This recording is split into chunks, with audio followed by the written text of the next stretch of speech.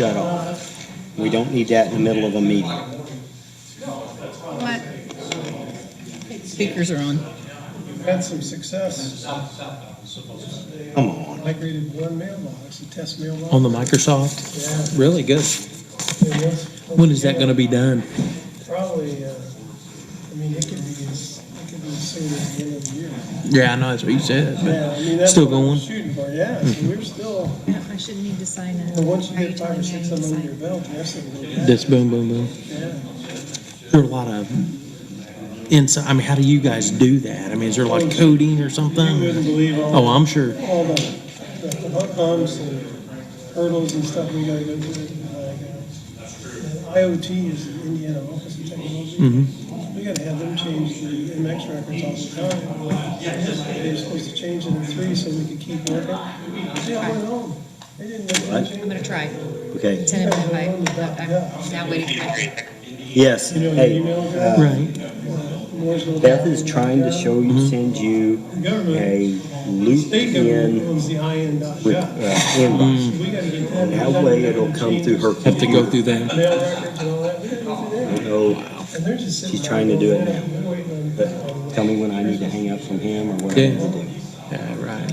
So I don't know, we found another way around it for a little while. I couldn't get to my speaker. He won't be here. He's calling in. So. Yeah, he, I called him the other day, Not Jewel. trying to make sure Yeah, I sent him the email. was telling the right people that we Did you get an email from her? were 3 o'clock. Yeah. I didn't know if it was you or him or me. I just got him. Yeah, you can call anybody. An email? Yes. Diana, and she just said, go ahead, we got payroll done. So Oh, okay. Good.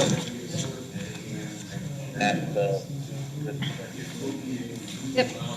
Yes. you got it set, don't you? Yeah, I got to Are you say doing thanks. that on your computer or on your phone? No, I'm gonna hang Doesn't up. matter. I'll hang up while you do that, okay? If it doesn't work, I'll call you right back. Okay.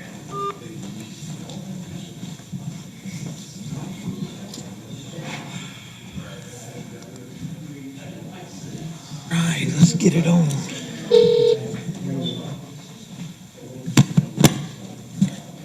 6:31. Let's do it.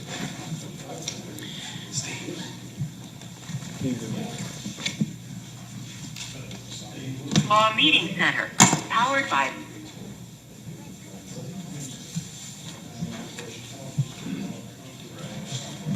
Shane? Yes. Okay. Got it? Yep. Technology. What will we think of next? Is it 6:30? 6:30. Would everyone please stand for the Pledge of Allegiance and remain standing for a short invocation? I pledge allegiance to the flag of the United States of America and to the republic for which it stands, one nation, under God, indivisible, with liberty and justice for all.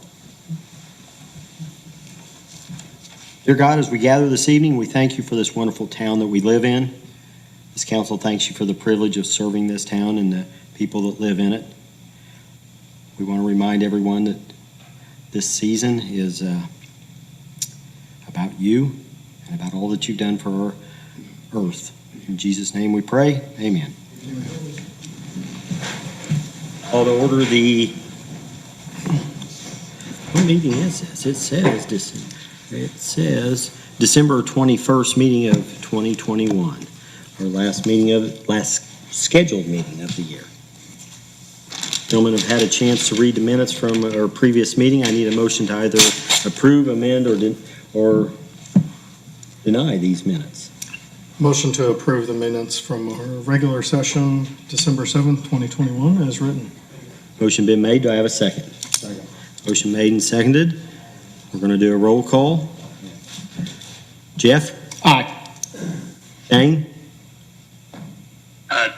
Just one thing, there is a misspelling of the attorney's name on the bottom of page 3. It says Beth Crawford. So, I just saw it. So do we want to legally change her name or should we amend the minutes? Well, unless we have a new attorney, I don't know how. Did you say on Against the page, minutes, but I mean, I can't undo their motion, so. Dustin, would you want to withdraw your motion? I'll withdraw my motion. Greg, would you want to withdraw your second? Withdraw. Jeff, would you want to Yes. withdraw your vote? Okay, can I have a motion with that change? Did you see anything else, Shane? I didn't, no. Okay, Motion to approve the minutes pending the correct spelling of the attorney's name. motion made, do I have a second? Roll call, Jeff, Aye. Shane, Aye. Greg? Dustin? Aye. And I am aye. So, motion carries, Dustin, Greg, 5-0 with amendment.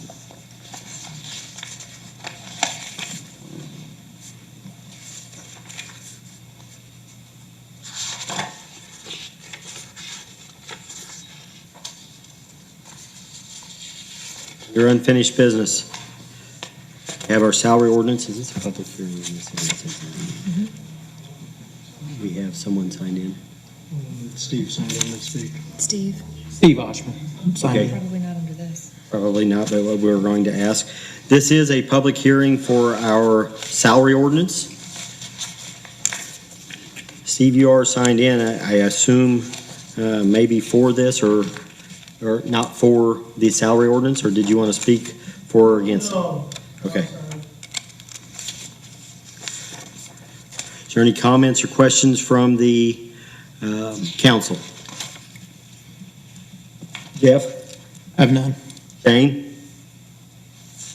No. Greg? Dustin? I need a motion to either approve or deny ordinance 18, 2021. Do you want to close the public session? Oh, sorry. I did not. I need a motion to close the public hearing. Motion to close the public hearing.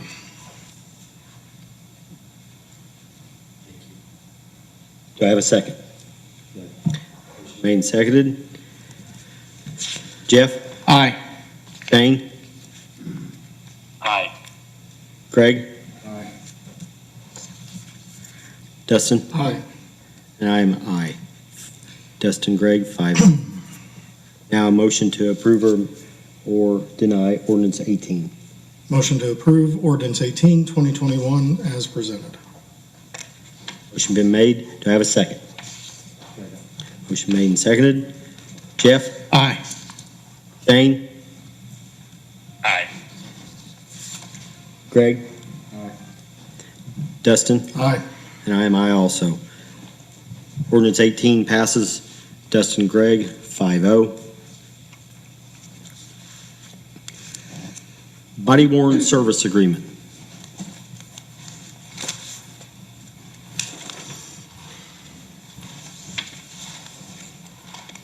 Kind of go hand in hand, both the body worn, or B and C.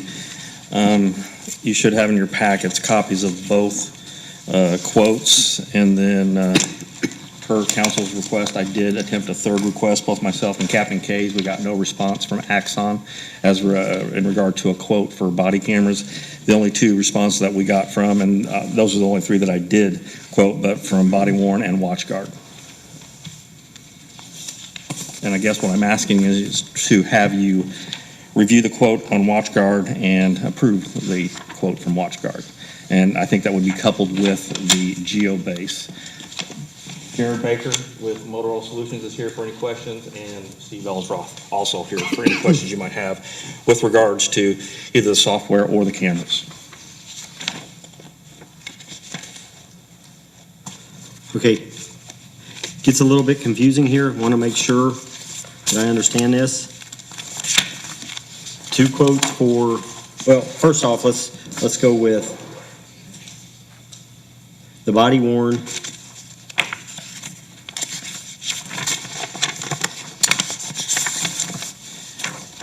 Total is $273,000, correct? Correct. That is a 5-year subscription-based, similar to what WatchGuard does. They do it a little bit different way, but would you be able to help me with explaining the differences, Jared? Who is he selling for? Motorola Solutions, WatchGuard? WatchGuard. Yeah, tell us what's wrong with body worn. What's wrong with it? Well, I don't know if I can help there. I mean, I can explain what we have. Okay, so is the total on yours $70,560? Correct, yeah, so That that would be actually the, I think that's right, yep. well, there's one total price when I talked to Caleb, because some of the stuff is with it. Let's see, where's it at? Yeah, it's actually $73,000. At the very last page, the total price is the $73,046. Because You of the extra have stuff. direct purchase items, which are those are one-time items that you purchase up front. The actual subscription price is for the body cameras themselves is the $70,560. Correct, Jared? Correct, yeah. So the upfront is some chargers, extra chargers, holsters, I remember batteries, that. those sorts of things. So then and I just want to make sure that we all have our head around this, that is for the cameras. Correct. This The does not include the GeoBase. GeoBase Well, is, this includes the cameras and the software package that comes with those cameras. okay, And it's called Community Connect, is that correct? Am I getting? Yeah, Command Central Community is one portion of it, but yeah, so it includes our Command Central application, which does all of the storage, so you don't have to store the footage on your own servers. We store it in our Microsoft Gov Azure Cloud storage center. So yeah, it's everything you need from that regard. then the GeoBase at $19,000, is that every year?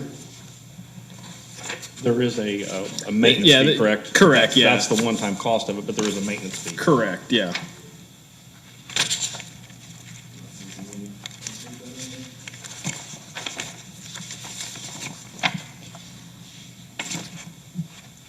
Yeah, it doesn't look like we include that. I would have to check with like Caleb to see what that. Gotcha. Oh, there it is, yeah. So $540 a year after that would be the maintenance fee.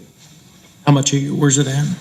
It's on line 4 of the quote quote. for the GeoBase. You should have a copy of that somewhere. It's not going to be with that one. It should be the next one after.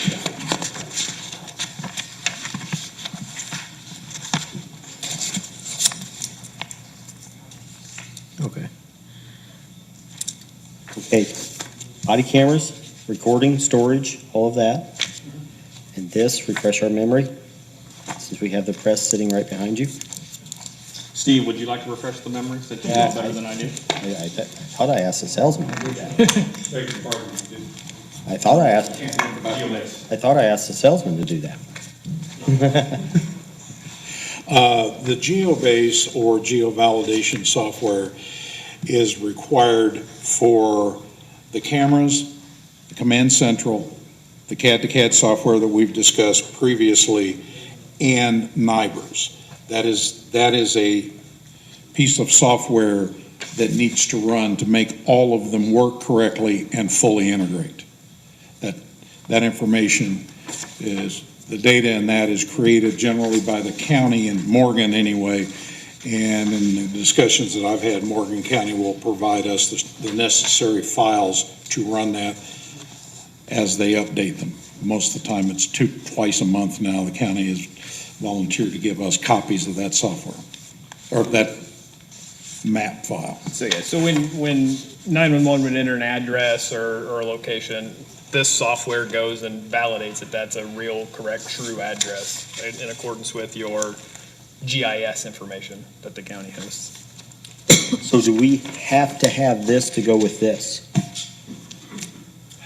You don't 100% Okay. have to have it, but it makes things much easier, particularly with some of the tagging capabilities. So if you had the GeoBase, whenever an officer would turn his or her body camera on, and there is a CAD incident in that area, it will automatically tag that recording with what that CAD incident was. So it saves the officers time on the back end, not having to go in and, type in what the CAD incident number was and what the call type was. And by setting that as well, it incorporates retention policy. So in Indiana, you have to save all recordings for 190 days, so that's the baseline. But if there are certain things that you want to save for longer, being able to correlate that with the validated address will automate that process. So if it's a particular incident that you want to save for 1 year, 2 years, 3 years, that's an automated process in the back end. So everything will still function without it. It's just that correlation and kind of leveraging the existing investment inside Spillman, you wouldn't be able to do quite as much of that. And everything that we have as far as our computer systems, our in-car computers, everything will accept this. I mean, this isn't going to be something that's going to overload them, and now we're looking at more expense there, or is it good to go with? It is a base part of our Spillman Flex operating system. It's just not turned on in our system. Our system was designed when we purchased the new server and other software a couple of years ago, was designed with that in mind. So we're good there? Yes, sir. Great. And I guess sometimes when things are too good to be true, they are. 272,000 or 273,000 versus 70,000 are we missing something here? Are we satisfied with the $70,000? I'm satisfied with this just for the main fact that this is something we already have. This integrates seamlessly with Spillman. The other ones, it doesn't seamlessly. They probably have it's like what I don't know what you call it, Linux coming into Windows or something like that. Conflicting that may be a bad versions. analogy, but this is like Windows operating with Windows and not another program trying to operate with Windows. Right, it does. And the other thing is, this includes the Command Central software, which you discussed a minute ago, which gives the local mapping that's available to the citizens in town. They'll be able to see, report locations, track that type of database. It won't be real time, but it'll be reports and recorded CAD incidents that are already in the database. So that gives it, and this is what we call a service. I think he mentioned that, is you're buying a service. You're not buying a piece of hardware and that's it. You're contracting for a service, and in that service is this camera. It breaks, they fix it. Kind of like the old modems from Comcast. If they break, they came out and fixed them.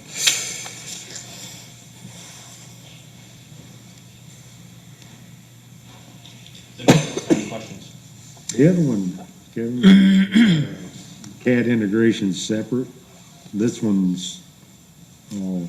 Yeah, so that is, that's a good point. So Motorola Solutions, we own WatchGuard and we own Spillman. So there is no charge for that CAD integration. It's one company, and we provide that integration at no additional cost. Last time you heard somebody mentioned grants for this, and Motorola would help or assist getting grants for cameras. Is that an option still, or no? Or have we looked into that? All the grants for this year, I think, have been closed. I mean, we have partnerships with some grant assistance folks. We don't do it directly, just to kind of keep that separation a little bit. But the group called Lexipol is who we partner with, and there are from time to time. I know there's some rural and small department grants that may or may not qualify for, but there are some things out there. I mean, honestly, we haven't seen. Some folks are successful, most aren't, especially in kind of today's environment with the increased competition. But that is an option. You know when those open back up? I do not. I mean, typically they're midway through the year or so, and they'll be open for a couple months and then close and then start to get awarded later in the year. it's typically how we've seen it, but, the federal things change Right. quite rapidly. There is potential for state grants through the Indiana Criminal Justice. Legislators have ability to get into the lottery local funds that they can request certain things from. State reps, state senators can do that. There's also some funds from the Planning Council, the State Planning Council at Homeland. Right. If we awarded something like that, we're gonna just give it rolled into the annual invoice. My experience was at Marion County with grants and all of that was, you either work 3 or 4 or 5 years trying to get a grant up front and then get the grant and then pay with the grant money, or you get the grant to reimburse the governmental entity for a definitive expense that has, been paid out. In other words, you pay $100,000 for this, apply for the grant, you get it. It's not an if, they know what you bought, they know when you bought it, and that would go back to the general funds of the municipality or county.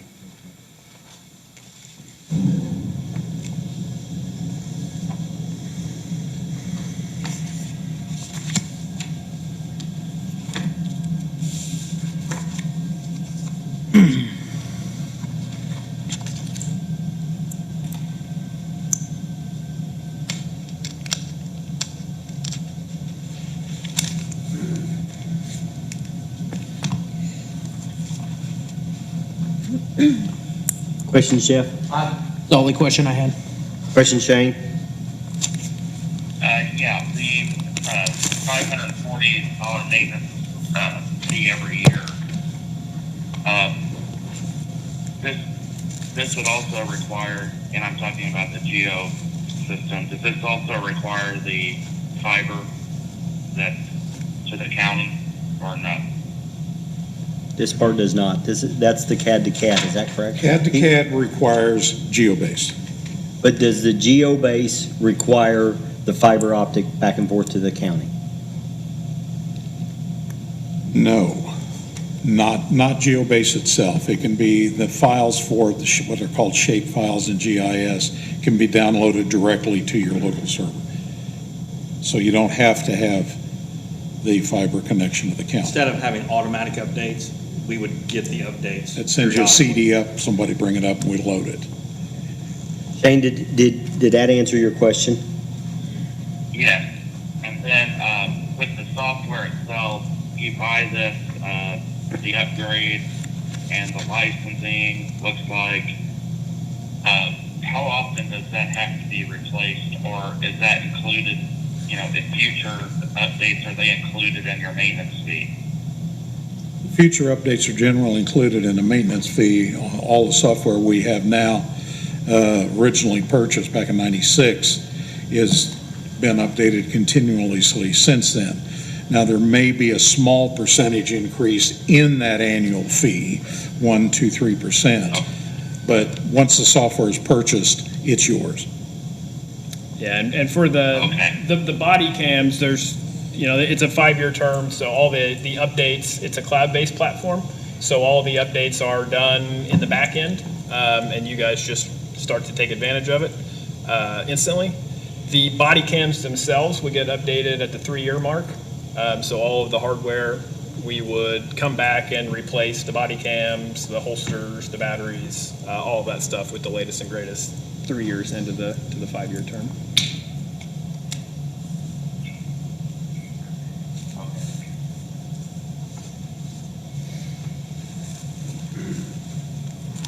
That's all I had for now.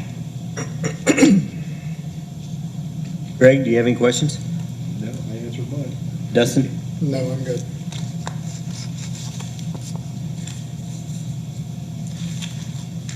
And we need to figure out some way to pay for this outside of your budget. We did not budget for this within your general fund police budget, correct?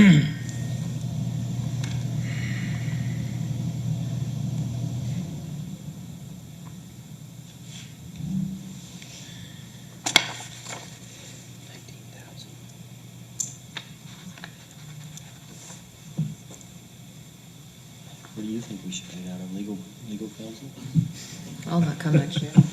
I have one more question for you. How pressing is this? I know body cams are the way of the world. It's the way the police Well, it's work is not a pressing going. issue. It's just what's came along with the software that we've been wanting, which comes with this whole service, not to mention the safety and security of the cameras, the benefits of it. But Yeah, I understand. It's not like we got to have this like right now. Should we apply for a grant first? What is your experience with receiving grants after the fact? Obviously, if we can get somebody else to pay for them, that'd be great. Right, yeah, You know what I'm saying? But I think we will have body cams. We're gonna have to have body cams. It's the way of the world. And if we can wait 6 months to apply for a grant, some of our people still have body cams right now, correct? We have A select few. body cameras, yes. We have in-car cameras, correct, or? Yes, we have in-car cameras, and actually, one of the POs I have is to replace our old ProVisions, which are not the greatest, to upgrade all of our cameras to the 10.8 cameras. That's one of the things I have on a PO in one of our next items on the agenda. It's been, I'm constantly searching for grants and stuff like that, Sure. for both personnel as well as equipment. Now, I've not consulted with Jared, but I've not seen anything to where there was any kind of, at least within the last 6 months, any kind of body camera grants. Okay. Yeah, so in the area that I cover, which is the down 2/3 of the state, I've had one customer that's been successful, and that was at Town Marshall, that had one officer, and they outfitted their one car and their one Sure. officer with a body. Who gets these grants? Who do you see getting them then? They are the small rural departments, you know, 10 to 15 officers. I know Mike Richardson, the marshal out in Monroe now, he's been pretty successful with a lot of grants lately. We've applied to some of the places where he's applied grants, and I think it's because they are such a small department and they don't have that budget. We are lucky here that we have a good budget for, you know, which is good and bad. I mean, it takes us out of some of those grants that we could get because we have a pretty good budget here. I think that's kind of some of the bad part of it is Right. we don't get some of the grants because we have good budgets. Right. How good is this quote for? How long is it good for? I don't know if we have an expiration. I mean, typically it's 90 days. So 90 days from the Okay. page, so well into. According to Needs to stand up. House Bill 1006, law enforcement funding in House Bill 1006, that's funding for cameras. Okay. So I don't know how you find out. You have to go through they have a website, and it's like, there's supposed to be some funding for personnel that's coming up, but so far that has not hit any of the websites as far as how to apply for that stuff and everything. The original, like Like the Cops old Fast. Cops First grant, something like that. There's supposed to be some of that coming down the pike, but I have not seen any way of either locating the information on it, or they've not really put an application process out for it. What's the lead time on getting all this equipment and then installed? Yeah, so we're looking at about that 2-3 month time frame at the moment. I mean, obviously, there's been a large uptick in body cam usage in the past, 8 to 12 months, and couple that with the supply chain shortages with electronic devices, it has pushed the lead time out a little bit more than what we had, been seeing recently. We do all of our manufacturing in the States. Now, obviously, it's with Asian-made components, but that does help a little bit. But yeah, it's pushed out a little bit more at this time. The installation and deployment is pretty benign, and it is a pretty quick process that, once they arrive, it's a day, really, to get everything kind of up and running.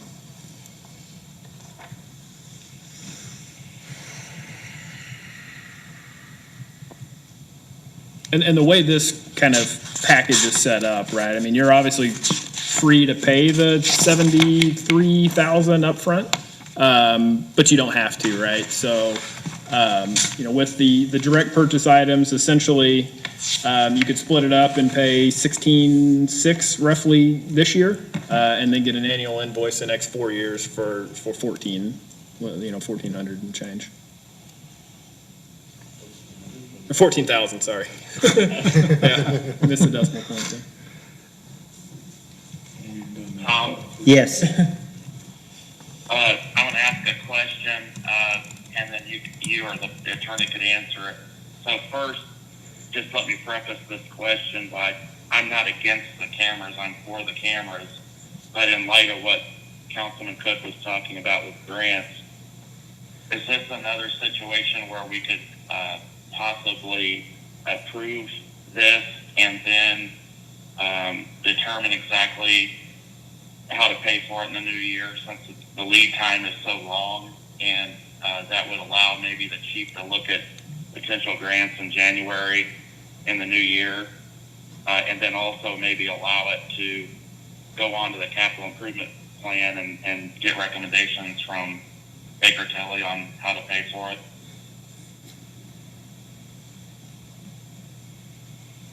When do you want your payment? Because I'm going to tell you that as far as getting you money this year, this docket will probably close out this year. We didn't write a PO for it, so Right. obviously we're looking at next year. If we place an order with you, do you ask for that money at delivery? Do you ask for that money prior to delivery? It would be at delivery, and then the invoice would be net 30. The House bill that you were talking about, Dean, has it passed? Yes. What? It passed by the middle. How to apply House bill what? 1006. As part of the law enforcement package that passed. And I know body cameras was a big topic of discussion in the last session, so I'll try to find out how we would apply, and maybe a letter from Senator Gray. Yes. And Tom, one more thing. From what I can see, the watch guard contract or quote would expire on March 15th of 2022. But the other one, would expire on, it says July 19th of 2022. So the quotes would be good for several months, Yes. unless I'm mistaken. Well, and I'm sure that WatchGuard would probably want to match bodyguards or body worn. Well, it looks like the body worn's January 30th. I think the July was the geo-based one. Oh, the Geobase. Okay. Sorry, did I say that backwards? I think he's talking about the Geobase, the expiration on it. It's still from Motorola Solutions. Yes. Okay. At the top, it says expiration date July 19th of 2022, but then the other quote, the $73,000 one, expires 90 days from the quote date, according to the notes at the bottom of page 2. Yeah, but the body worn, if you go to it, it's going to say quote expires January 30th of 2022. Right up there in the top right-hand corner.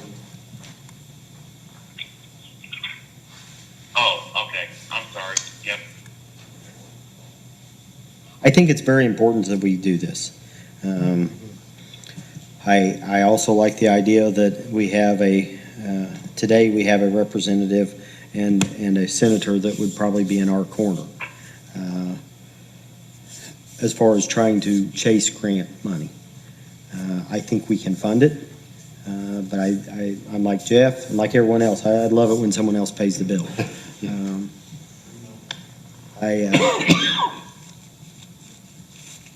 I would like to see us move forward with it, and it may be that we move forward, like Shane said, with a motion to seek funding to make sure that we make this happen. Jeff, what are your thoughts? I mean, just that. I mean, if we can get grants, great. I want to apply. I'm just worried if we go ahead and purchase them, if the grant writers will go, hey, they've already got them, let's give them to somebody else. Give it to someone that can't afford it. You know, I don't know if that's how that works or not, but that's just how I see it. It's probably the safer way. Yeah, so if they're not pressing, if we've got cameras now, if we have in-car cameras now, we have people with body cams, it's not pressing, if we can go apply, let's apply and see what happens. We know we can fund it.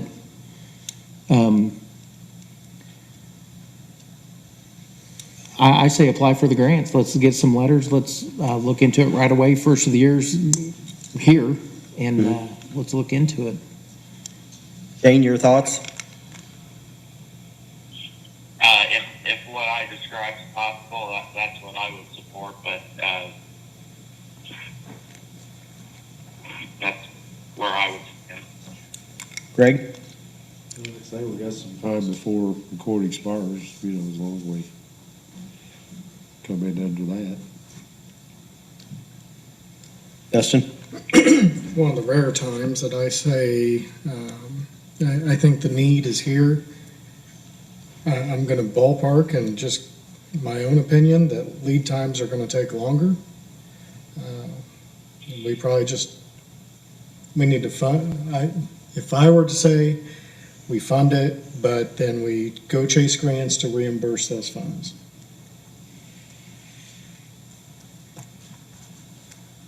But everybody here has great points.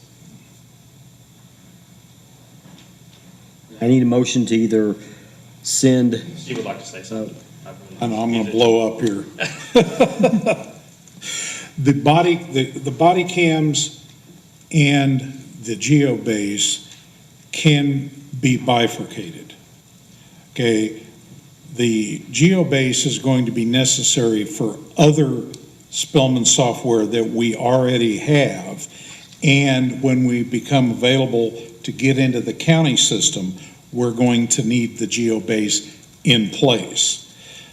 Geobase software, there's grant money elsewhere besides body cams in 911 funding through the state 911 board, NENA, APCO, some other places. So if we bifurcate these, we could do what was suggested in look for grants money on the cameras and stuff. We've got cameras. The geobase is a software that we don't have that is going to be needed before we can implement other programs that we've already discussed. so are you saying that we go to the 911 to try to get the grant money for the geobase in? I'm saying yes, we can go there for it, which in the geobase monies would be separate from where the body cam monies would come from. Or the geobase could be purchased outright because, you know, with the difference in the past, Spillman has always granted us 2 years to pay on software purchases. First part and then second part. So, and I think the geobase is 19 something. Yeah, but it says upfront cost for hardware. I mean, they're not breaking it down. The upgrades, the licenses, and all of this is licensing. And 13.7 is the software, if I'm correct. The rest of it is software licensing and maintenance. So that's. Thoughts again, Jeff? Do we look for grants for everything? If we're gonna look for one, do we look for both? Do we go ahead and buy this? What do you wanna do? I think we look for grants. I mean, if they're out there, that's what they're for. Shane?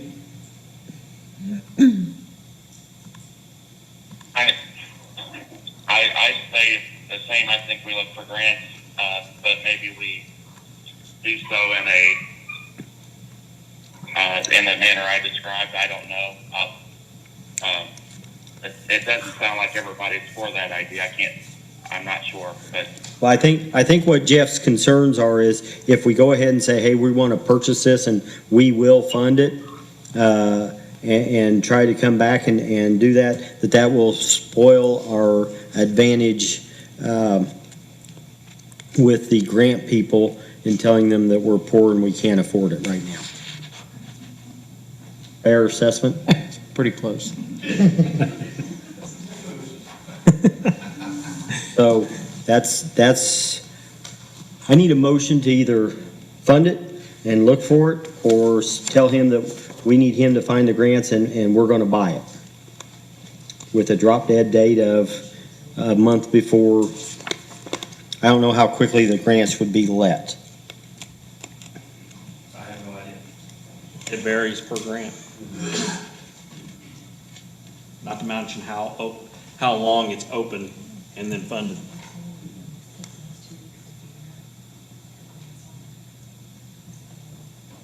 Good point.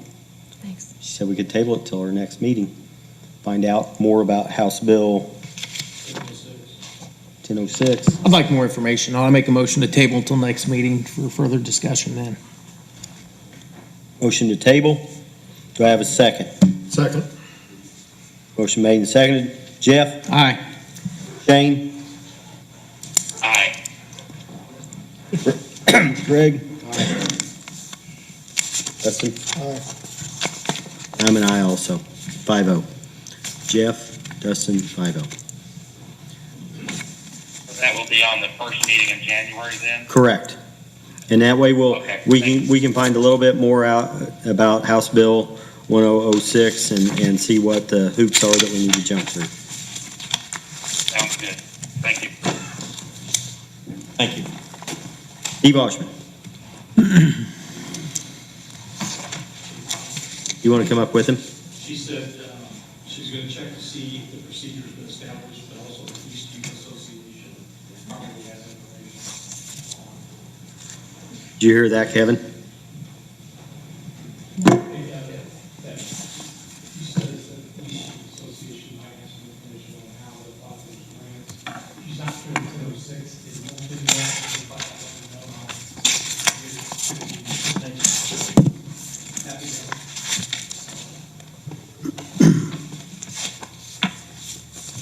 Steve? We are getting bombarded with emails and people are calling and or sending emails saying, hey, did you ask me for a $500 gift card? And I'm having to call people and say, yes, but send it directly to me, not through the email. No, I'm saying don't respond to anything that you receive from me. It's a little bit embarrassing because I guess I don't know how to explain that this is still happening to us, because this has been a problem for a year. You know it, and I know it. We fought this. Right. I thought our moving over to the cloud base was going to solve that problem. We've started that way. I know the state held us up a little bit, but we got caught up with that, and they closed that ticket. So tell me what we need to do. Okay, fair enough. I think that probably the best thing would be to start, did you get a copy of, okay, good. I thought what I'd do is put together a sketch on our existing systems. It's kind of a hybrid, but maybe we could go through this together and then I'll give you an update on where we stand on the email migration after this. Basically, when you look at the traffic, if you want to call it cyber traffic, everything's kind of called cyber anymore. So if you look at the traffic flows, Steve used a term bifurcated or whatever. I'm not sure what that is, but it seems like it might work here. I got him a word of the day calendar last year, and I think that was Well, that's great. today's work. And for Kevin, I don't know that I'd want to be carrying anything else around. It's amazing how much stuff those guys carry around already. But I guess the camera's not going to hurt. Basically, you have two kinds of traffic. You've got, certainly you got email traffic, like when Tommy sends an email to you guys and saying that you're going to get a $100 bonus or whatever. That's probably not an email that you want to take too lightly. You want to do a little investigating. But that's email traffic back and forth. Everything else kind of falls into the other category, the right side of the chart. The left side is email, the right side is non-email or whatever, and that could be that could be websites, for example, that you might go to, streaming if you've been doing Hulu and things like that.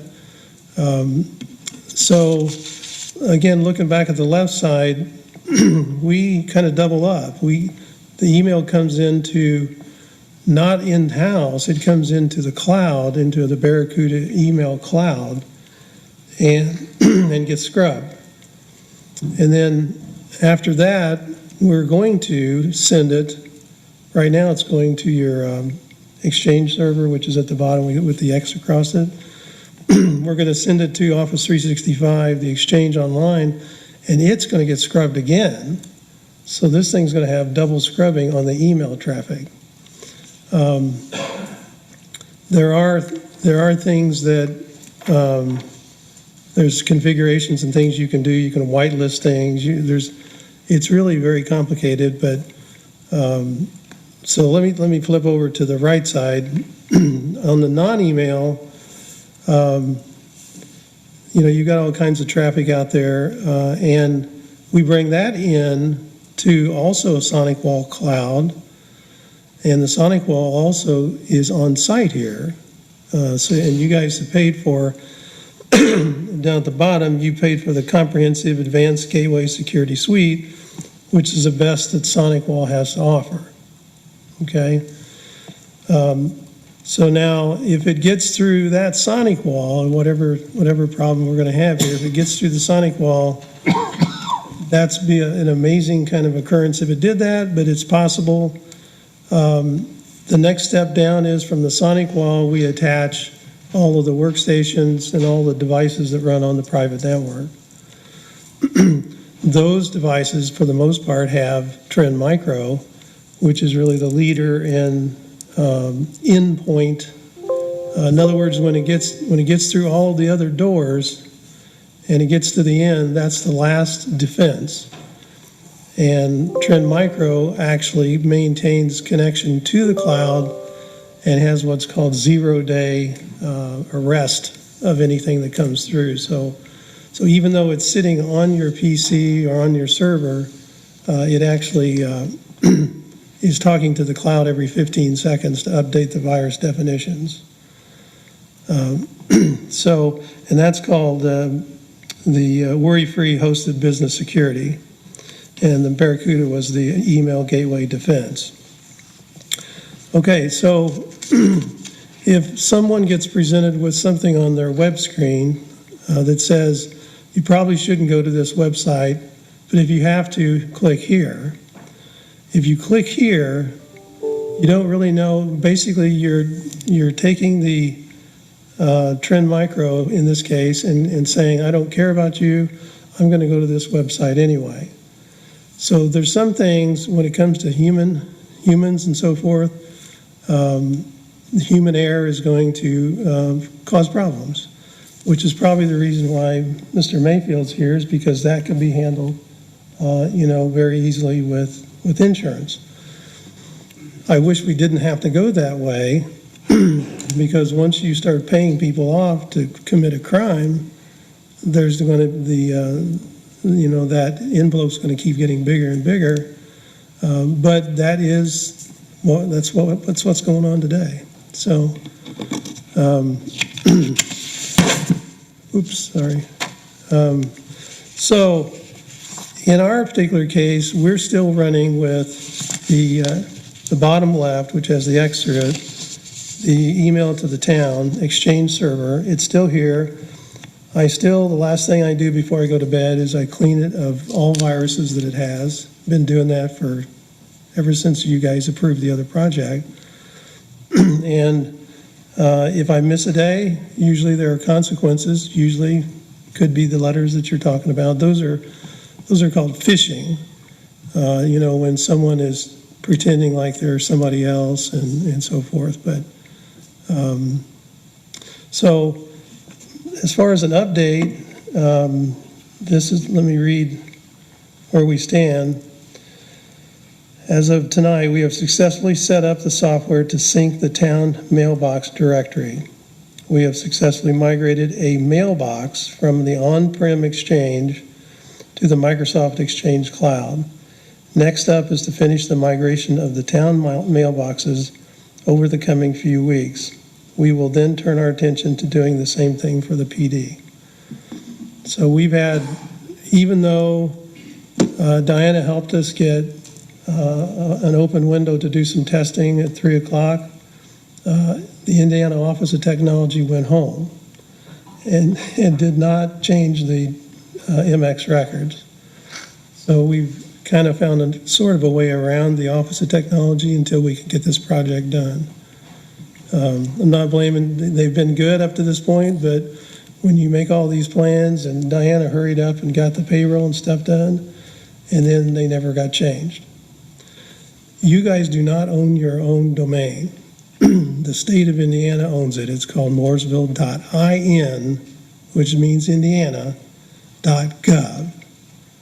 You can't do anything in terms of changing your MX records unless you talk and get approval. And I think Tommy even had to sign his name and say, please work with these people and so forth. So it's a little bit of a problem, but we're almost there. And if I could just get a little bit more time, I think you're going to be happy with the results. I don't know if anyone else has had any problems with Exchange Online, and I think it should work out really well. So, any questions?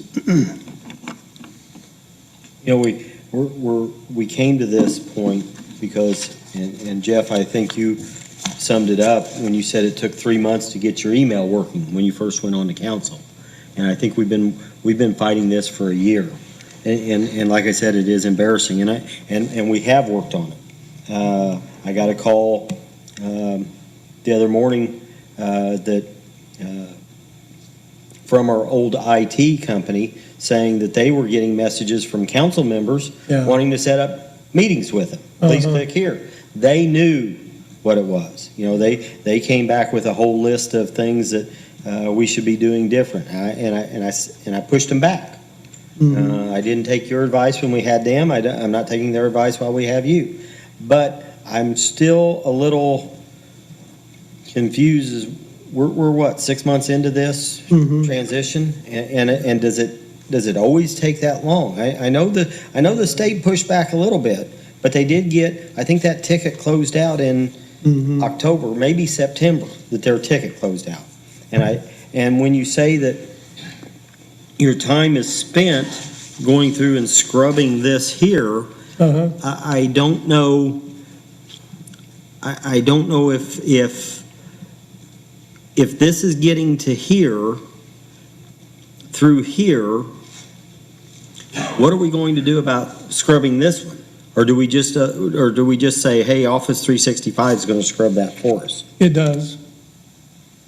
Yeah, you'll have, if you want to continue to keep the Barracuda in that mix, you'll actually have 2 scrubbings going on through there. So, which is it's a good thing. Well, I guess I just don't, because I don't know how long this stuff takes. Famous last words, we don't know what we don't know. But Jeff, your thoughts? Again, a lot of this stuff's over my head with technology and computers and all that. But I mean, if we're migrating to the Microsoft to the cloud, right? And that'll be done hopefully by the end of the year. Will that solve a lot of these problems? Well, we've actually got one test mailbox that actually got migrated, and it's one of those things where once you get your process and procedures down and you've jumped through all the hoops at Microsoft, I mean, you wouldn't believe the list of hurdles that you have to go through, and you can't go to the next step. It's all serial. You can't go to the next step until you fix that one. When you get to the bottom, you look around and go, we're here. Then you push a button and you can get all the mailboxes done. But you can't push that button until you jump through all the hurdles. Right. So. And that manually has to be done, right, by an individual? Is that right? And you said by the end of the year. Do you agree with that, by the end of the year? Well, it depends on what you're saying in terms of. He just said, do you think you'll have that done by the end of the year? Have what done? I mean, we've already got one mailbox migrated. We got more to go, and we've got the PD, so. I don't know how long this stuff, I'm like you, I don't know how long it takes. Obviously, it's Did it take substantial, I mean. It took us, 6 months to do one mailbox? I mean, is it smooth from there? yeah, that's probably the best way to explain it. And that's kind of our experience when we did the county, because we did 400 seats there. Didn't matter if it was 120 like you guys have or 400. When you got there and you jumped through all the hoops, it didn't matter. I mean, it goes really fast. Was theirs a 6-9 month, year-long? Probably around 6, yeah. We spent a lot of time cleaning up the mailbox and stuff like that. When you have 400, mailboxes, it can get kind of wieldy, but once we got started, it took like 3 days. So we're started then. Yeah, yours, we just actually, Microsoft Cloud is talking to the town of Mooresville as we speak and exchanging mail. But we've got more mailboxes, so. And we still have the PD. The PD is a little different situation because it's a pd.mooresville.in.gov. So we have to do a few extra things for that because it's a subdomain of the main domain of mooresville.in.gov. And we got to go back to IoT. But it's not going to take as long as the first go-around because we've jumped through a lot of the hoops and set up the programs that it takes. So, and remember, we've been setting these programs and software up on servers that have been compromised with virus. So sometimes it works okay, sometimes it doesn't, but I feel really good tonight about it. So, but I can't guarantee you're gonna have it done. If we need IoT and stuff like that, they're on Christmas break or something. I don't know what else to do. So, but I could be wrong. I mean, we're getting close, at least for Mooresville. So, Stuff's over my head. Do you have any more questions for him? No. Jane, do you have any questions for Steve? No, other than, to say when I first came on the council, we weren't able to receive emails from places like the school system or the Morgan County Economic Development Corporation. I can now, and my email's been working fine for a very long time, except for the spam. But I think that stems back to the previous IT folks were not doing security updates. I don't remember how many it was, but it was like 17 or something behind. And so I think these viruses that are there, and once the migration to the cloud, I think it'll help a lot of things.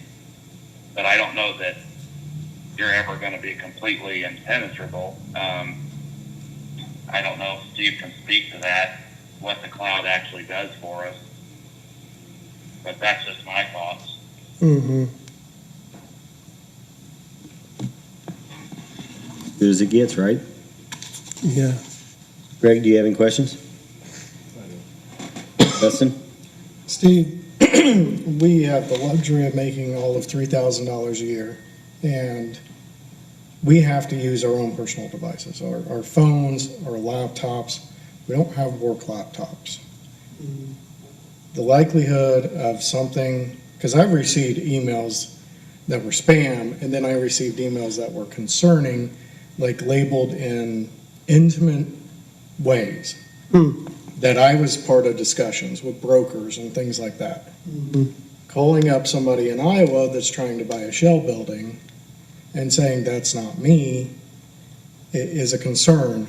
What's the likelihood of somebody clicking on something on their personal device and it jumping and become a bigger problem for them personally? In other words, they'd send an email to somebody from their personal device? Yes. Like if I got on my phone, I don't have the town email on my phone. Yeah. If I had it set up and I got spammed and I clicked on it because it said, I don't know, police funding, body cam funding. I click on it. Well, the fact of the matter is the phone is a computer. And, if you're running the Outlook client, for example, you got a little more protection. But there's all kinds of email clients that you could load on the phone But being a computer, being connected to the internet, some people even have it so that they can get into their work, from their home, which, by the way, if we're going to do that, we need to, use VPNs, virtual private networks. Yeah. Especially from the phone. But unfortunately, sending that email is really not much different than having a laptop. Okay. So That's, got to be careful. no, my work requires that we have to carry VPNs, so. Okay, good.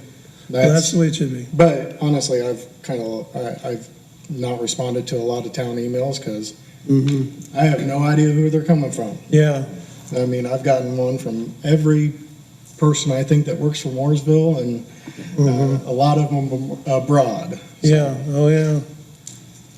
And the interesting part about it is that original set of viruses, the ones that I clean every night, that's about all they do. It's just, They don't seem to harm anybody other than just sending out weird messages coming from different people, which most of you guys have figured out, like, that couldn't be from him or whatever, but it is annoying, but you're getting close to not having to worry about that anymore, so. I hope. Thank you, Steve. You're welcome. And that brings up Dean Mayfield. Steve, I have a question. When they migrate to the Office 365 online, are they going to the basic platform, or are they going to go to the new that just got released, professional, or whatever it's called, with the two-step authentication? Interesting question. It's the step up. In fact, this will be the first time that I've used what's called GCC, which is the government cloud. Okay, which I don't know about that one. Yeah, it conforms to Okay. all the government rules and regulations. So yours will be the first one that we've done anyway that has that. So. Okay, because we've been on the Office 365 cloud for 3 or 4 years. Having an in-house server is the worst thing you can do, because it's not if, it's when they will get to it. But we're switching to a two-step authentication, which is a pain in the ass. But it helps reduce what you guys were just asking, so, yeah. Have you had pretty good luck with Office 365? We've been on it for probably 5 years, and we had an Exchange server for years, and it's the best thing. We get some spam, but my spam folder catches most of it, and I don't even, the junk mail, I just go in and delete. I don't even look at it anymore. Yeah, which is actually a function of Office 365 anyway. Right, correct. Yeah. So that's good. That's good. Yeah. Good, thanks, Steve. You're welcome. Yeah. I'm throwing up the white flag for you guys. The white flag. So I guess I'm going to talk a little bit. First of all, if you don't have a cyber insurance policy, you definitely need one. Because it's not a matter of if, it's when you're going to get breached. It was the last 2 years, probably because of COVID and people working remotely, it is the largest loss in the industry, are cyber hacks. And what Steve was saying, you're working from home, and even if you've accessed remotely, there's Microsoft, which I think they're doing away with that, Microsoft Remote Access. I don't think you're going to be able to use that, but a lot of people use it because it's easy to set up. So you're sitting there at home and Lots of holes. you're doing, all your office stuff, and then you get bored and you go, I'm going to go out here and look at this website for a second. Doom, they're into your system. So there's lots of things that are changing. I just met with my IT guy, and Microsoft has been a pain to deal with, but this last program, they're integrating a whole bunch of stuff that they should have been doing all along. So that would be one. I'm just going to so ransomware. Everybody hears about it. They get into your system. The next thing you know, your screen pops up, and it says, we've taken control of your system, and we want $20,000 in Bitcoin to restore your stuff. Choices are you can pay the $20,000 in Bitcoin, and I'd say most of the time they restore your data. The problem is you're then on a dark web list, and you're going to get hit again and again and again. It's not the list. It's not the list that you want to be on. My IT guy told me for $250, you can go on the dark web and you can get all the stuff you want to be able to do this, to hack people. I said, are you kidding me? He goes, nah, you buy this, this, this. You buy a list of potential candidates that are vulnerable, and you sit in your basement and you do it. And I'm like, seriously? So it's crazy. I'll give you some examples of things that I know that have happened here locally. Wire transfers, we talked about that. My office, while I was in West Virginia fishing, got an email. They hacked our email. She got an email that says, looked like it was from me. If she looked closely, she would have known it wasn't from me. Says, can we do a wire transfer? She responds, said, yes. Well, I think so. Please check. Well, I had a thing at the bank that says no wire transfers because I'd been to a cyber class that scared the hell out of me. And so email came back with an invoice for $43,000. She tries to do transfer, gets rejected because I have on file with the bank a document. She calls the bank thinking she's trying to help me out, and they override it. Now, the good news was it didn't get done till the end of the day. So after 4 o'clock, there's no wire transfers till the next morning. So I get the email from my bank person who says, if you're going to do wire transfers, we have to rescind that document. And I go, what are you talking about? Because I'm not seeing any of the email traffic. And she says, you just transferred $43,000. I go, I didn't do anything. So luckily, she got a hold of the Wells Fargo fraud department. They got her something. I happened to be fishing with a guy from the FBI who said, you're screwed. It's gone. Luckily, we got it. The bank tells me that's nothing. There's been $750,000 has been transferred. And once it's gone, once it hits the other end, it's transferred immediately and it's just gone.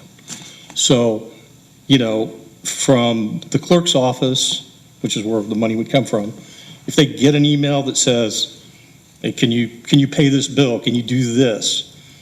You just need to have a procedure that says, pick up the phone and call and ask, are you really in, Taiwan, stuck on a train? And you need, whatever. I mean, it's sort of common sense, but it's amazing how many times it happens. I had a client who got an email from what they thought was from an existing client that they did business with and said, hey, we changed banks. Can you just change the bank account? Here's the information. Emailed back and forth, thought it was all legitimate. About $500,000 later, the other client of this company called and says, you've never been delinquent. What are you talking about? We've been sending the money. We've been to this bank account. That's not us. And so, these are pretty smart people too. So it's like, it looks real. Steve was talking about they get in. We had a small school. The state gave money last year to schools, and I don't know who else, but I think it was schools, to do a forensic audit just to make sure because of all the remote learning. Our little school found this bot, I guess it was a bot, on a pretty sophisticated server. Didn't look like it had done anything. They did updates daily. Don't know how it was there. Just happened to find it. Cost $28,000 just to get it removed. It didn't do anything. So there was no notification to anybody that had private information on there from students and things like that. But $28,000 to fix it. The worst one I know of is a local business who got ransomware, who said, I'm not paying it. And he paid $800,000 out of his pocket to restore his data. And I said, you turn it into your insurance company? He goes, I have cyber insurance. And I looked at him and I went, seriously? So, and again, they got a big IT department. I mean, they got people there doing this stuff all the time. So it can happen. I would recommend you get it. The ransomware, it depends on the insurance policy is based on the number of computers you have, the protection system, the number of servers, the firewalls, how up to date it is, how often you patch, all that stuff. You're not going to know any of that. It's going to have to go to whoever your IT guy is, in this case, Steve. He fills it out, tells us all that. You send it in and you say, here's how many records they have. But you do payroll online, so you got that. They do water payments or sewer payments online. I mean, you guys have like a lot of records, and those in-house servers are very, very vulnerable. I'd say your email, once you get it migrated to the cloud, will be the least of your problems. It's the other stuff that you have that's in-house, and you just gotta protect it. And then if it fails, then you have an insurance policy that comes in and pays to restore the data. The big thing is if you have to notify people, we use $75, $100 a record. So figure out how many records you got, how many people on sewer payments, as an example, and take that times $100. That's what if you didn't do anything wrong, just the notification that's required, that's what it's going to cost. And then if you did do something wrong, like Equifax or Anthem it's a million companies that have been hit, and then they have to go buy credit, where you can get in and check your credit information. Well, they pay that fee to the credit bureau so that you can get the free service. Well, it's not free, it's free to you, so that's part of it. Comes out of your insurance that they pay for that to mitigate the loss. So, any questions? Do you have questions for No. Dane? Questions for Dean? Yeah, real quickly. Does the insurance company, do they require the town to have emergency action plan regarding IT? We have one in the case of a disaster, but for example, where it would have all of our programs and keys to get into those programs, what to do in the case of an attack like this. Does the insurance, I don't think we have anything like that. Is that required by the insurance company? I didn't hear the first part of it. Is there a requirement to have some kind of emergency action plan by the insurance company regarding IT? No, but they, in the application, and some of them are warranties, some of them are applications, some of them are actually warranties that you're doing these things. They would, ask what your procedure. As an example, do you do backups daily? Where do you back up? Do you do patching daily? How current is your software, your virus software? You said it was so it's things like that they ask, which you're not going to know. That's going to be a Steve question because it's very technical, and then they're going to expect you to be doing all of those things. So, but not really, sort of, but not really. They'd create an action plan with you at the time if it happened. But it's a good idea to have one ahead of time. If this happens, here's what we're going to do. Yeah, we're going to call Steve, pull the plug. Yeah, that's the wrong answer. Pull the plug. Any other questions for Dean, Shane? No, thank you. Greg? What are the penalties for something like that? Do what? What are the penalties for something like that Penalties for, if they get caught? should be public hanging, but it's not. Most of the time, these guys are they could be anywhere. They can be in another country, they're sitting in a basement, they're jammies, and they're doing this. They do track down some of them, but it's every day. Yeah. Do you track how many attempts a day to penetrate? I gave up, I used to do it when servers like 800 hits. A day? Yeah, I told them I didn't want to see the report anymore because it scared me. And it's not, most of them aren't from here. They're coming from overseas, and it would show you, and I'm like, seriously? So, all of our stuff's cloud-based except for one server, and we're getting ready to do away with that. So, I hope that will be better. So, Dustin? I have no questions. So if we were to request a quote, do you have a form that says, for us to give you a quote? Yes. It's Need very these technical. answers. Yeah, it's very technical. And it depends on which carrier, Travelers, Liberty, Chubb doesn't do municipalities. There's probably 10. And we would do one application, probably Travelers is the most comprehensive. And then we would send it out to the various carriers, come back, because there's a difference in price. I mean, this is how crazy it got. I had an account, an auto dealership that was about $2,800, $3,000 a year. A lot of records did 30, 40 million in sales. Renewal came in, it was $12,000. He about had a cow. The other quotes I had were more than that. Finally, I went back and I said, that's ridiculous. And I found another market that we hadn't been using. And it was still more. It was like 6,000. It was double what it was the year before, but it was better than the 12,000. So it's just claims. I mean,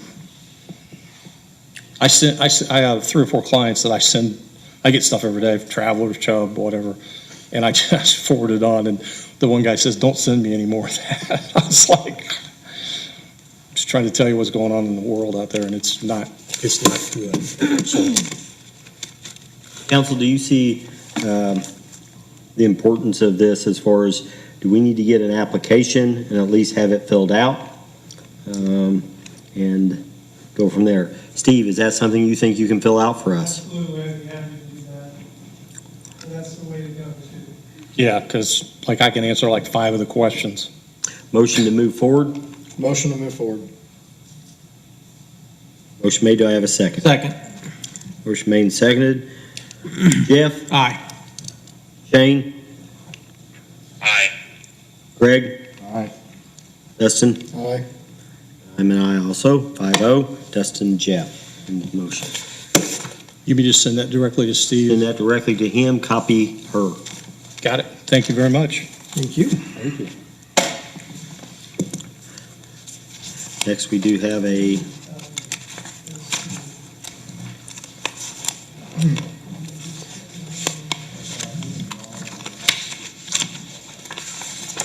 this was talked about at our last meeting. This is a Cyber Incident Resolution 32, 2021. This is adding as a contacts, primary contact is the Director of IT, Clerk Treasurer, and then whoever the Council President is. I need a motion to either approve or amend Resolution 32. Motion to approve Resolution 32-2021. Motion been made. Do I have a second? Second. Motion made and seconded. All in favor? Aye. Oh, sorry. Jeff? Aye. Shane? Aye. Greg? Dustin? Aye. And I also. Dustin, Greg, 5-0.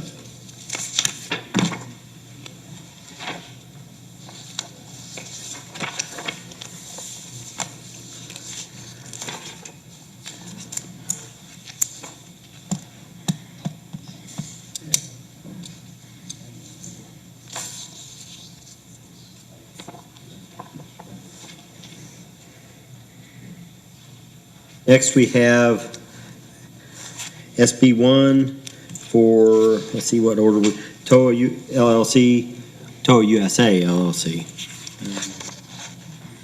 Mike, if you want to, Good evening, council members. You have in front of you a personal property SB1 request on a little over 29 million in new personal property that TOA is bringing in early next year for what will be 2022 construction to 23 model year. I think there might be another one that comes behind this, but this is the one that was most imminent for them, so they asked if we could submit it for your consideration and begin the process this evening.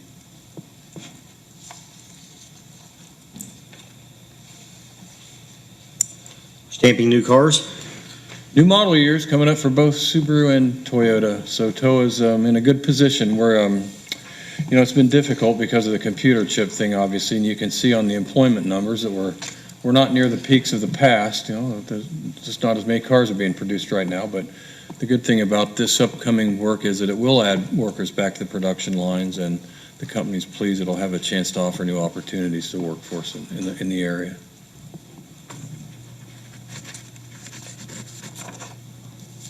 Gentlemen, before us, we have Resolution 33, 2021. That's 32, if you could pass that down to be signed.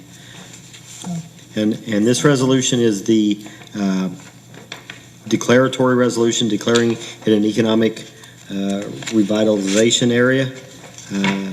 While we have given abatements in the past, and that could be sufficient, this is the way we've always done it in the past, and I need a motion to either approve or deny Resolution 33, stating that TOA is within a redevelopment area, revitalization area. Motion to approve resolution 33-2021. Shane, I didn't ask, did you have any questions? No. Motion been made, do I have a second? Second. Motion made and seconded. Jeff? Aye. Shane? Aye. Greg? Aye. Dustin? Aye. And I'm an aye also. This resolution also sets a public hearing for a confirmatory resolution for our first meeting in January.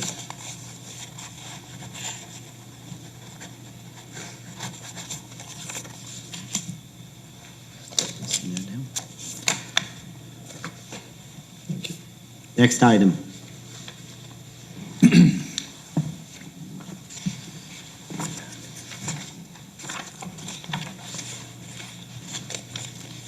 Oh, you ready for me? I'm ready for you. Okay, cool. Next, we have ProBuild. If you're familiar with ProBuild on the south side of town, you have in front of you two SB1s this evening. The first one is their personal property one. The second would be real property. In all, this is an investment of about, I think, $9.5 million to add 14 new jobs on top of the 150 employees.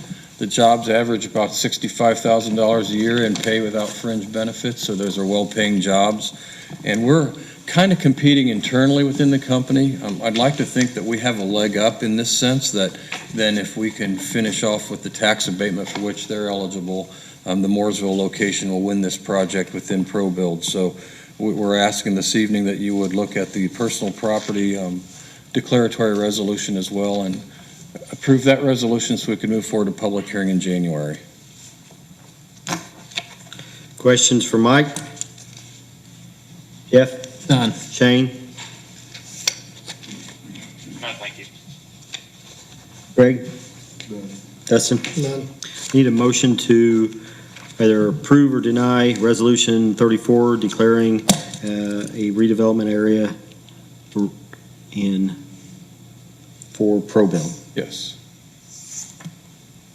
You said 34? Yes. Motion to approve resolution 34-2021. Motion been made. Do I have a second? Motion made and seconded. Jeff? Aye. Shane? Aye. Greg? Dustin? Aye. And I'm an aye also. Dustin, Greg, 5-0. Now, that redevelopment area is for both of those abatements, so Yes. we're good there. And ProBuild is an established ERA. They've had tax abatements from the town in the past. So They built as Carter Lee Lumber, or Carter Lee Building they Supplies. have done a great job in Mooresville. And then this would also apply to the next item as well, the SB1 on the real property, if the council were so willing. Yes, and that resolution does establish that area for both of them. I'll do So- confirmatory separate, but I did one declaratory. Very for good. both. Thank you very much. Thank you, everyone. Have a Thank Merry you. Christmas. You You as too. well, thank you, Mike. Thanks, Mike. Police Department encumbered POs.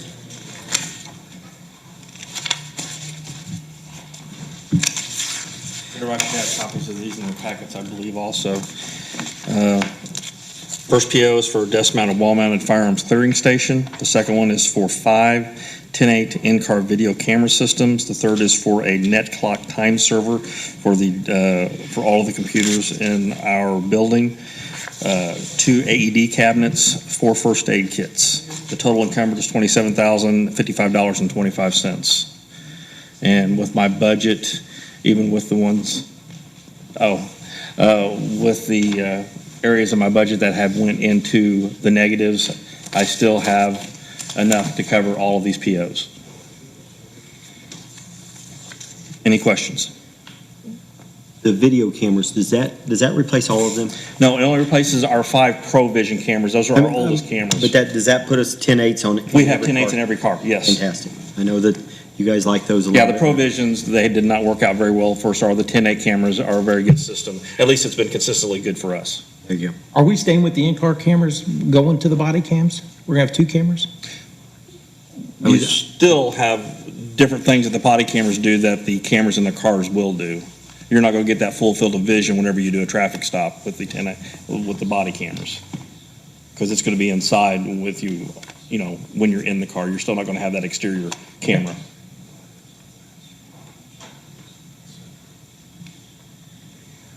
Questions for Kevin, other? Jeff? Done. Shane? No, thank you. Greg? Dustin? No. Motion to approve the encumbrance on these POs. Make a motion, we approve the police department's encumbrance for all of these POs totaling $27,055.25. Motion been made. Do I have a second? Second. Motion been made and seconded. All in favor? Oh, Jeff? Aye. Shane? Aye. Greg? Aye. Dustin? Aye. I'm an aye also. Dustin, Jeff, 5-0. Thank you. Thank you. MVH, I don't think Dave is here. This was, when we started the ditch project back several years ago, we bought a mini excavator. Bought that with food and beverage money. They had a program at that time for a total of $3,000. We could use the excavator for a full year, and at the end of that year, we would trade and get a new one for $3,000.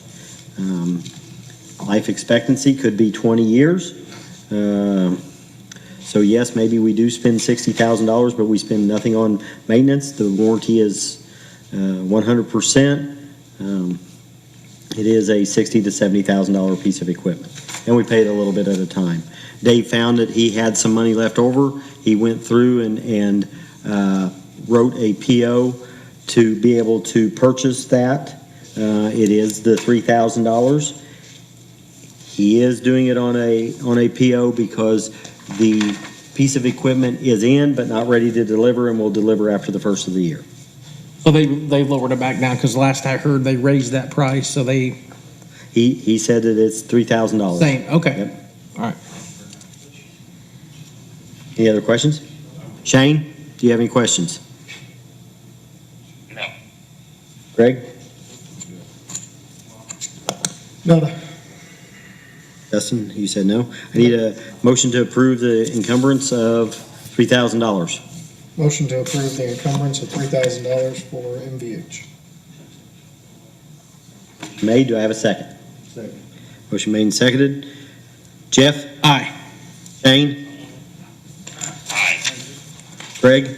Aye. Dustin? Aye. I'm an aye also. Dustin, Greg, 5-0. Tornado sirens.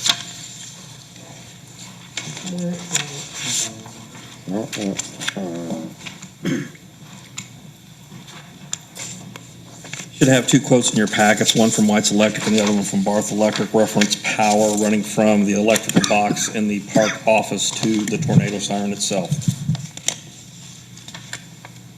Seems like they're pretty similar. White's local, Barth is out of Indianapolis. Did you see anything else that would be,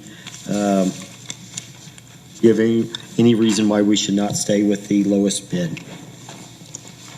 I have nothing to differentiate between the 2 bids. They're pretty much the same I don't know what you call philosophy, but the way they hook it up from the panel to the siren is pretty much the same. At least the way it was explained to me.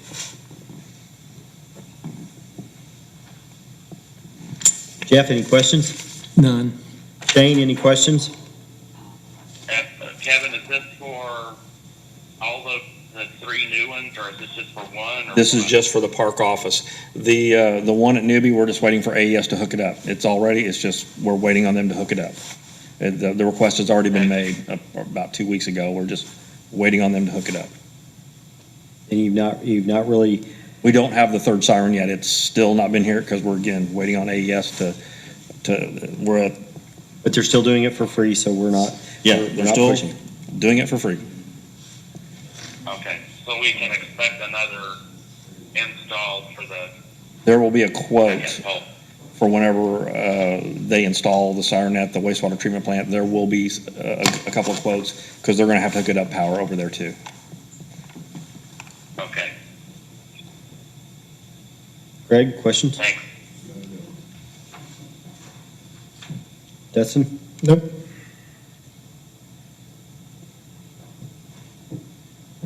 Need a motion to accept either bid, keeping in mind that one is 20% cheaper.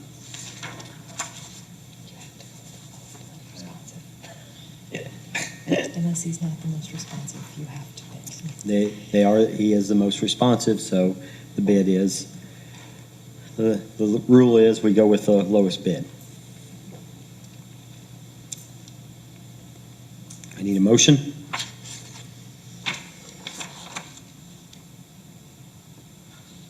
Motion to go with Mark Electric.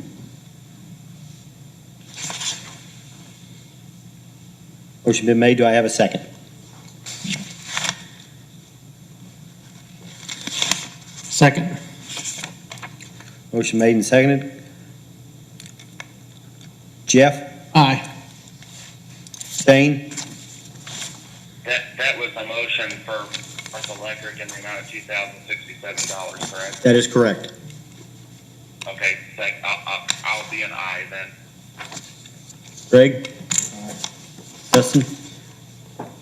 I don't have a direct conflict, but I'm gonna sit this one out and abstain, just to be careful. Okay. And I'm an aye.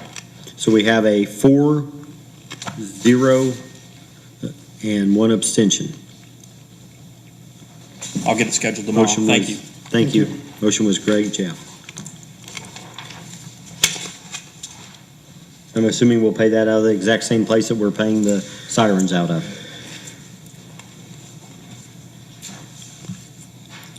Department head reports. Matt, nothing?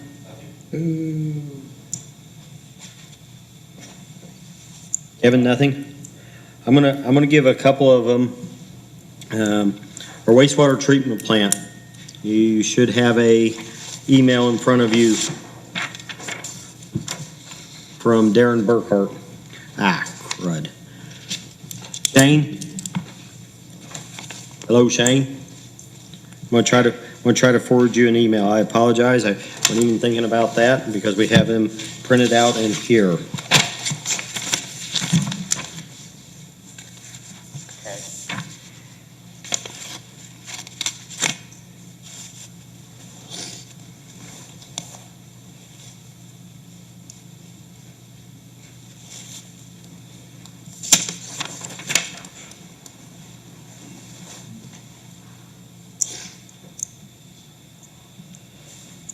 Hopefully that will come to you quickly.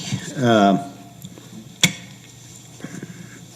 gonna backdate all the way back to 2014. We were under an agreed order with IDEM on inflow and infiltration.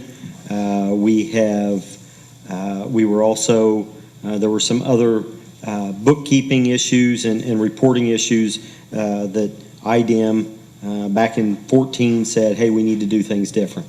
They started working on it. As a council, we've worked on inflow and infiltration with our rhino lining, as I think Dustin said, with the liners in the mains to try to keep the water out of them. Earlier this year, we started seeing problems at our wastewater treatment plant. At random times, our pH level would raise.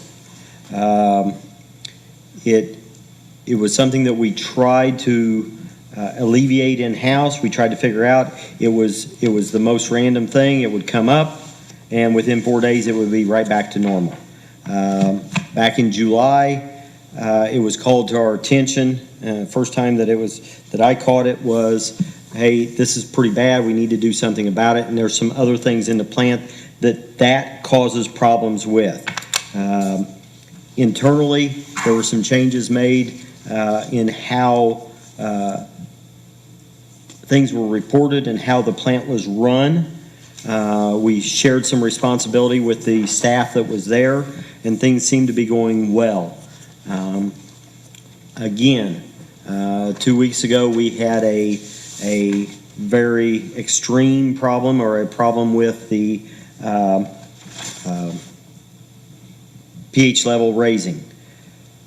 At that point in time, our two, I would say our administrative staff at the wastewater treatment plant said, we don't know what to do.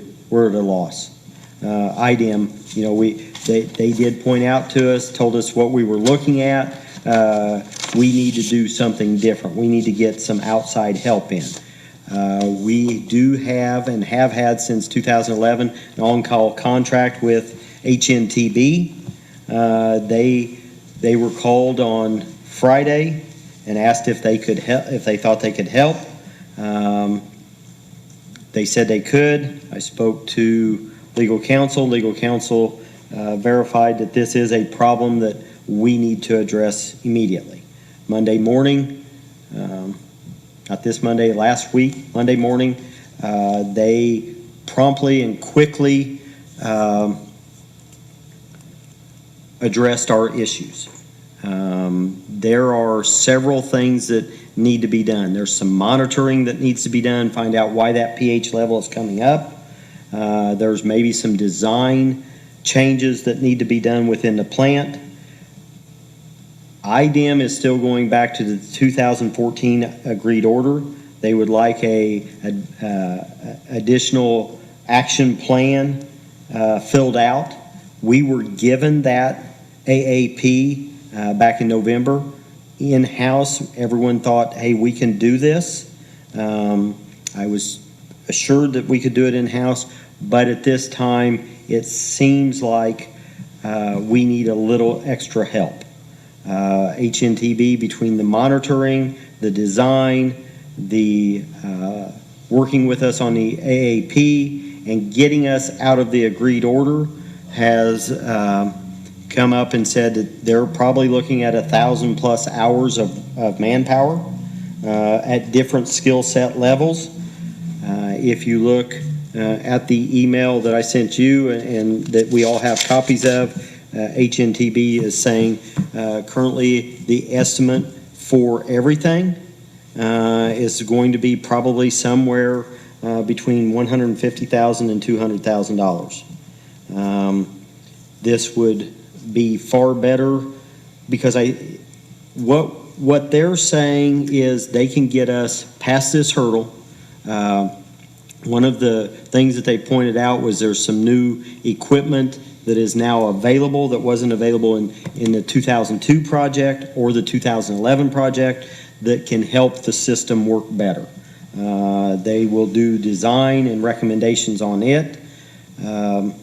This is fundable through our food and beverage fund as a wastewater improvement. When the emails were coming back and forth between HNTB and IDEM, IDEM sent an email that said that they were extremely happy and satisfied with the actions that were being taken. That was a very strong change in tone, because what they were seeing was the exact same thing that we were seeing, was frustration because we couldn't figure out exactly what to do. HNTB came in and said, hey, let's make these changes here. and seem to have made a difference right off the bat. Our administrative staff, our working staff at the wastewater treatment plant are still doing an outstanding job. Sometimes it takes a fresh set of eyes to figure out what we're doing and how we're doing. And I think this here is something that has to be done. Questions? Jeff?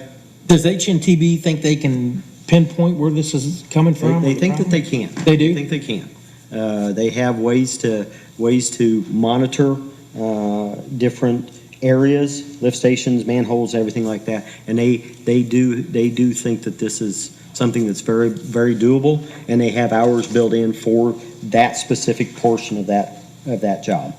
And with the question for legal, if we are able to track this down, or would we be able to recoup some of this through a legal process? I don't know. See what I'm Through saying? what? Well, if we find out somebody's doing something wrong to cause this problem for the town through our system, can we go back on that? A citizen or Company. Perhaps, like a negligence action? Perhaps. Perhaps. It would just be a matter of how, yeah, it would depend. That would be a conversation that we would want to have in an executive session. Okay. That's all the questions I have. Shane, do you have any questions? No, sir. Greg? Justin? No. Need a motion to allow HNTB to continue with the preparation of the AAP, the design, any changes, and the monitoring of our system. You said to fund it out of 440? We can fund it out of food and beverage, yes. Move to let HNTB go forward with work at the wastewater treatment plant.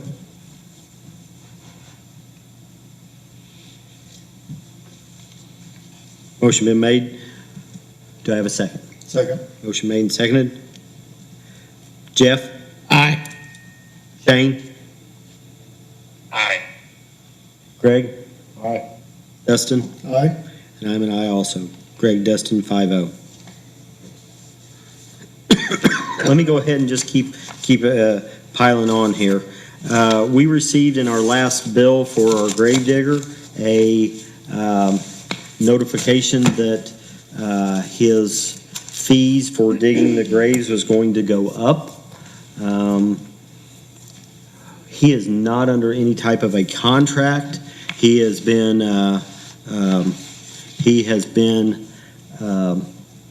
basically doing the graves at a certain price for a long time. The cost today and the ones that are in the claims to be paid are $700. He is wanting to, or has notified us that he's raising his price to $750. I wanted council permission or a council member to say they want to do it, to reach out and tell him that we have to have a contract with him to where this isn't, I get it, the prices go up, but we need some type of contract to keep this on a basis that we know when it's going to happen or when it will be adjusted. These are monies in and monies out, so we see the he does the service, we pay him, the funeral home collects from the family and is brought back into us.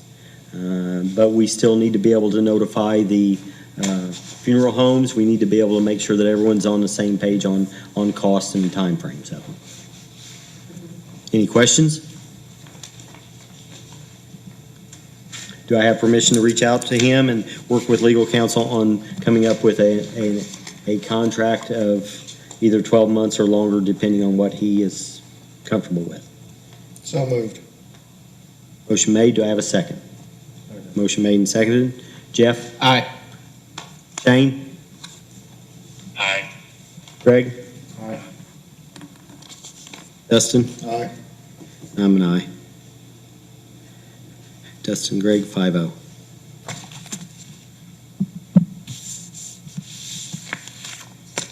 Shane, I'm gonna need your help here just a little bit. Truck signs. We have an ordinance that talks about where trucks can and can't go in the town of Mooresville. Part of that ordinance says that if you enter our town, you need to leave our town in the shortest manner possible to a state highway. We had this conversation about the trucks coming in on 267. What used to be 267, I still don't know if Plainfield has taken that. I know that GPS still shows it as a state highway.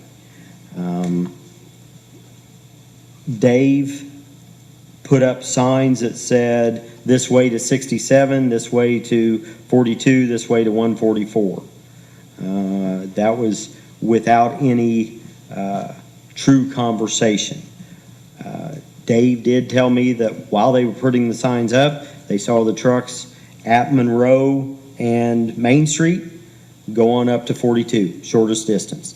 They didn't come through town, they didn't make the turn. It doesn't say that you can't make a delivery anywhere in town, but what it's trying to do is it's trying to alleviate that right hand and then left hand turn, or right hand and right hand turn. I think at some point in time we've been promised or told that we will have a traffic light, a red, green, yellow light at 42 in Monroe, and I think that will help a bunch. The question is, does this council want to try those signs that he has up? Right now he has them covered, and do we want to see if that gets the truck traffic out of town? It goes back on the ordinance, getting them through town or out of town in the quickest manner possible. Jeff, your comments? I think so, yeah. I mean, it makes sense. Shane? Yeah, as long as legal counsel's okay with it, I think the ordinance is the ordinance. Would it take an amendment to the ordinance then, or a new ordinance?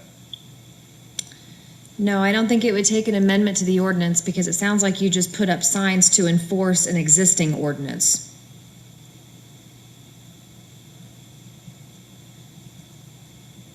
Well, I'm not trying to be a stickler here, but the ordinance establishes the weight limit for all of town, correct? Yes. This was a state highway that was turned over to the town.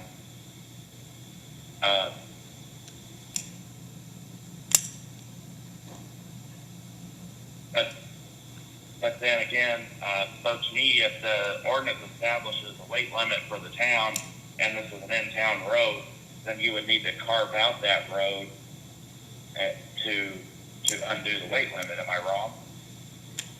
The way, and my argument there is it does state that the trucks that are in the town need to get out of town the shortest distance possible. Jeff, I think you were an officer when that went in. One of our big problems here is we also have partnered with the county, and we have 9.97 or 0.97 miles of county road that we are maintaining because with the agreement that our ordinance, our 16,000 pound ordinance, is really kind of useless there because we can't enforce that ordinance on that road. So the trucks coming in by GPS get to the corner there. I think it's right there close to the Goodyear store. And at that point in time, that's when it locks down and says, really, you can't be in our town. So you need to get out of our town via the shortest distance to a state highway or to a way to go there. This was the same argument I gave against taking the 267 in because I was afraid that we would end up with trucks going up to Monroe Street when that wasn't a truck navigable intersection. Today it is. So I mean, they've helped us a little bit. So that would be my thought or my argument on it. But I don't even play a lawyer on TV. If that was okay with your interpretation of that ordinance, I'm all for bringing the truck traffic in a straight line to High Street rather than it curving it through an historic downtown that was built before the automobile.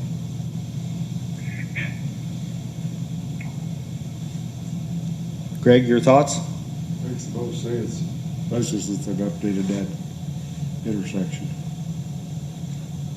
Dustin? Same. I don't think we need any action other than we just need to tell Dave to uncover the signs and let's see how it works. That's all I got for department head reports. Legal counsel, Nothing. public comments. Motion for approval of payment of claims. Make a motion, we approve claims in the amount of $813,279.64. Motion been made. Do I have a second? Second. Motion made and seconded. Jeff? Aye. Shane? Aye. Craig? Aye. Dustin? Aye. And I'm an aye also. Dustin, Greg, 5-0. Town council comments. Real quick, just like to thank all town employees for their hard work and dedication this year. It hasn't gone unnoticed, and if you could send that out to your employees, I'd appreciate it, Including Steve? including Steve. Okay. Shane, do you have anything? Just Merry Christmas and a Happy New Year to everybody. Greg? Wish everybody a Merry Christmas. Dustin? You guys must have been reading my email or something, you know. Saying only, as elected officials, we don't always get along, we're not meant to. But at the end of the day, we're all trying to be better for the town. So it is a family. It's a crazy family, but we are the family of Mooresville. So thank you to my fellow council members, your families. Merry Christmas. And no, you didn't give me a bonus, I promise. And here's to a better 2022. I have one thing. Shane, can you help me out here? I've had two people ask me for a contact person and a phone number for the 200 birthday party. Do you have someone that they can get a hold of? Or do you, Sure. or do you just want to call me with that later on? Would it be on this card? I think there's just a website, and both of the people said, well, I don't have a computer. Okay. And they're not related to me, I promise. So, Yeah, if they can't use the computer, I'll get a phone number to you. Okay. I'll share that with you, probably via text. that'll be fantastic. I appreciate that. Okay, thank you. I also want to thank everyone. It's been a great year for a lot of people. It's been a bad year for some people, but we're all in this together. You talked about our dysfunctional family, and we have one, but I'm very proud to be a part of this family. So everyone, Merry Christmas. Thank you very much for all that you've done for the community and for our town. I need a motion to adjourn. Oh, our next meeting day is January 4th, 2022. Motion to adjourn? So moved. Motion been made. Do I have a second? Second. Motion made and seconded. Jeff? Aye. Shane? Aye. Craig? Aye. Dustin? Aye. And I'm an aye. Dustin, Greg, 5-0. Shane, I'm gonna hang up the phone, okay?